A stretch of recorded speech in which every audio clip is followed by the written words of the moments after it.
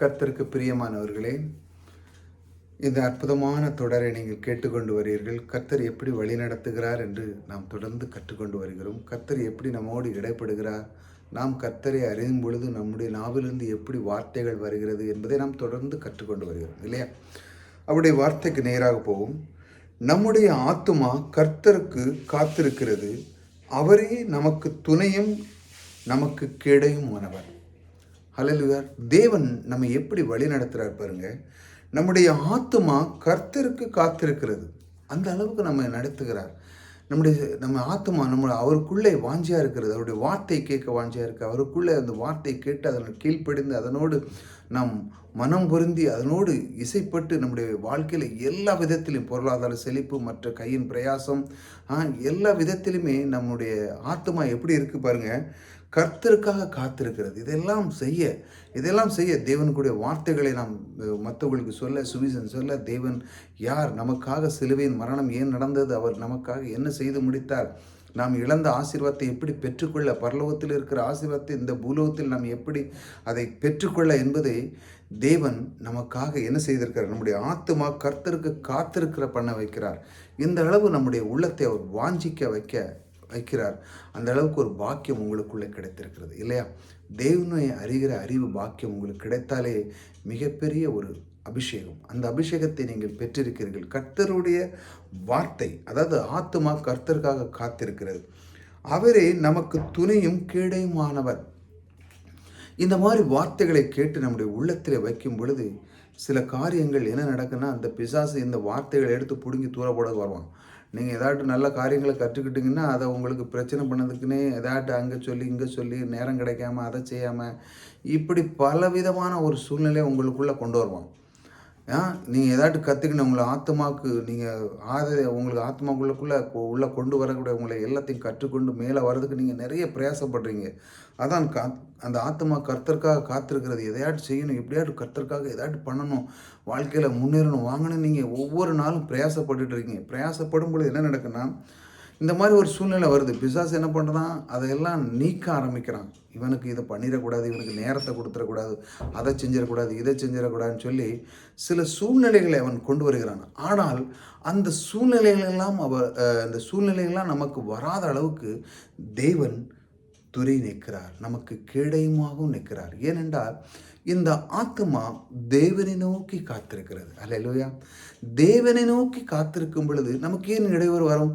அப்படியே அந்த பிசாசு நம்மளை நெருங்கினாலும் நீங்கள் உடைய உள்ளத்திலே, எனக்கு இந்த மாதிரி ஒரு பிரச்சனை வருகிற நேரத்திலும் என் தேவன் எனக்கு துணையும் கீழையுமா இருந்து என்னை நடத்துகிறார். அல்லேலூயா. அது ரொம்ப முக்கியம். ஏனென்றால் அதை நீங்கள் கவனிக்கணும். இந்த மாதிரி தான் அவர் வழி நடத்துகிறார். பிரச்சனை மத்தியிலே அவர் துணையும் கீழையுமா இருக்கிறார். இந்த உலகத்தில் பிரச்சனை எல்லாம் பரவி கிடக்கு, நோய்கள் எல்லாம் பரவி கிடக்கு. நீங்கள் ஒன்றுமே பண்ணணும், சும்மா கையை பட்டிட்டு இருந்தாலே அதுவே ஒட்டிக்கிடும். ஆனால் இந்த ஆத்மா வாழ்வது போல நீ எல்லாவற்றிலும் சுகமாய் வாழ்வாய் இருக்கிறாய்ன்னு சொல்வது போல இந்த ஆத்மாவை நீங்கள் எப்படி டீல் பண்ணுறீங்க, இதை எப்படி நீங்கள் செய்கிறீங்க அப்படின்னு தான் ரொம்ப முக்கியம். அதனால் உங்களுக்குள்ளே நீங்கள் எண்ணத்தை வளர்த்து கொள்ளுங்க. தேவனுடைய வசனத்தை கேட்டு நீங்கள் அந்த ஆவிக்குரியான விஷயத்தில் நீங்கள் வளர்றீங்களா, இல்லை வேறு விதத்தில் வளர்றீங்களா, நீங்கள் என்ன விதத்தில் வளர்றீங்க, இதெல்லாம் ரொம்ப முக்கியம். இதை தான் தேவன் உங்களுக்கு தேடி எப்படி நீ இருக்க வேண்டும், கர்த்தர் எப்படி வழி நடத்துகிறார், இப்படி தான் அவர் உங்களுக்கு ஒவ்வொரு நாளும் சொல்லி வழி நடத்துகிறார். நீ இப்படி இரு அப்படி சொல்லி அந்த ஆத்மாவை நீ இப்படி செயல்படும் பொழுது உனக்கு எவ்வளவு இடையூறு வளர்ந்தாலும் அவர் சொல்கிறார், நான் உனக்கு துணை நிற்கிறேன், நான் உனக்கு கேடயமாக இருக்கிறேன். இன்றைக்குடைய வாழ்க்கையில் பாருங்கள், எல்லா பிரசங்கக்காரர்களுக்கும் இதான் பிரச்சனை. சபைகளில் நீங்கள் பெரிய பெரிய சபைகள்லாம் பாருங்கன்னா பிரசங்கம் பண்ணதுக்கே நேரம் இருக்காது. ஏன்னா அவங்களுக்கு அந்த விசிட்டு இந்த விசிட்டு, அவரை பாருங்கள், இங்கே பாருங்கள், கல்யாணத்தை பண்ணுங்கள், அதை பண்ணுங்கள், சடங்கு வீட்டுக்கு போங்க, இப்படி சொல்லிட்டு தேவனுடைய வசனத்தை அந்த ப்ரிப்பேர் பண்ணதுக்கு ஒன்றுக்குமே நேரம் இருக்காது. சும்மா ஏதோ சண்டைக்கு வருவாங்க, ஏதோ சொன்னதையே திரும்ப சொல்லுவாங்க. ஆகையால் என்ன நடக்குன்னா, அவங்களுக்குள்ள அந்த ஒரு வாஞ்சையோட அந்த ஆத்மா எப்படி வாழ வேண்டும், எப்படி இருக்க வேண்டும், நமக்கான ஒரு சபையில் 1000 பேர் இருக்காங்கன்னா அந்த ஆத்மாக்கள் எப்படி வாழ வேண்டும் என்று அற்புதமான அந்த பிரசங்கத்தை நடக்கவே முடியாது. ஏனென்றால் பிசாசு இந்த மாதிரி காரியத்தில் தானே வச்சுருக்கான். அதை செய், இதை செய், இப்படி செய், அங்கே போ, அந்த பிக்னிக் போ, அதை செய், இதை செய்யு. அந்த தேவனுடைய வார்த்தையிலே வாஞ்சியாக இருந்து ஆத்துமாக்களை எப்படி வாழ வைக்கணும்னு அவங்களுக்கு நேரமே கிடையாது. இப்படி இருந்தால் எப்படி முன்னேற முடியும்? ஆனால் அதனால தான் சரி, இந்த ஆத்துமா ரொம்ப முக்கியம். அதனால நீ அதை பெற்றுக்கொள். அதிலிருந்து நீ வளர ஆரம்பி. அப்படி நீ வளரும் பொழுது உனக்கு பல இடையூறுகள் வரும். ஆனாலும் தேவன் அதையெல்லாம் நீக்கி கொஞ்ச காலங்கள் அப்படி வரும். ஆனாலும் எல்லாத்தையும் நிர்மூலமாக்கி தேவன் உங்களுக்கு சொல்லுகிறார். அவர் சொல்லுகிறார், நான் உனக்கு துணையும் நான் உனக்கு கீழையுமாக இருக்கிறேன் என்று அவர் வாக்கு கொடுக்கிறார். இப்படித்தான் அவர் வழி நடத்துகிறார். கர்த்தர் எப்படி அழகானவர் பாருங்கள். அவர் நமக்குள்ளே இருந்து உங்களை அற்புதமாக வழி நடத்துவார்.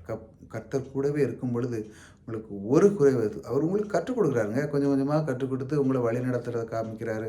நீ என்னோடு எப்படி இருக்கிறார், நீ எப்படி வாழ்க்கையில் முன்னேறணும், எப்படி இருக்கணும், எல்லாத்தையுமே அவங்க கற்றுக் கொடுக்குறாரு. இதெல்லாம் நீங்கள் சின்ன சின்ன விஷயங்களை கேட்கும் பொழுது வாழ்க்கையில் எத்தனை பெரிய இடையூறுகள் வந்தாலும் இதை நீ கேட்க என்ன நடக்குன்னா உங்களுக்கு இதயம் பில்ட் ஆயிரும்.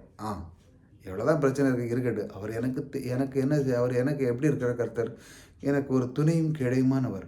அவர் அந்த வார்த்தை தான் உங்களுக்கு முக்கியங்க. அந்த அந்த அந்த நேரத்தில் டக்குன்னு வரணும்.